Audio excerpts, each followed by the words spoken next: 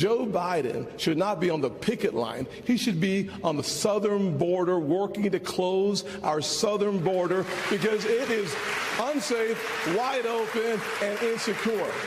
Look, I do disagree with something Tim Scott just said. Joe Biden doesn't belong on a picket line. He belongs on the unemployment line. As President of the United States, I'll be standing with workers all across America, and I'll be standing for the right to work of every American to join a union or not join a union as they decide. If the government shuts down, should voters blame populist Republicans?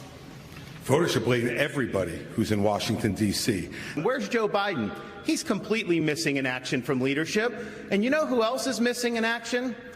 Donald Trump is missing in action. He should be on this stage tonight. He owes it to you to defend his record where they added $7.8 trillion to the debt. And I want to look at that camera right now and tell you, Donald, I know you're watching. You can't help yourself. I know you're watching, okay? And you're not here tonight.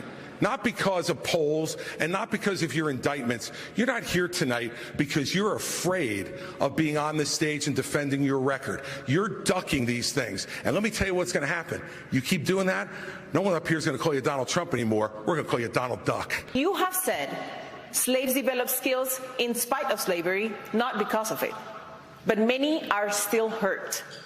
For descendants of slaves, this is personal. What is your message to them? So first of all, that's a hoax that was perpetrated by Kamala Harris. We are not going to be doing that. Second of all, that was written by descendants of slaves. These are great black history scholars, so we need to stop playing these games. There is not a redeeming quality in slavery. He and Kamala should have just taken the one sentence out. I have a radical idea for the Republican Party. We need to win elections. And part of how we win elections is reaching the next generation of young Americans where they are. So when I get into office, I've been very clear.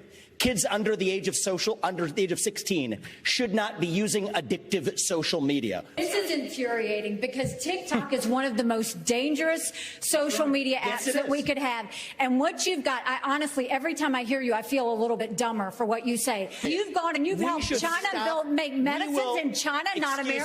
You're now wanting kids to go and get on the social media that's dangerous for all of us. You went and you were in business with the Chinese that gave Hunter Biden $5 million. We can't trust you. Polls don't elect presidents. Voters elect presidents. Right. And we're going to take the case to the people in these early states. We're going to do it in a state-by-state direction.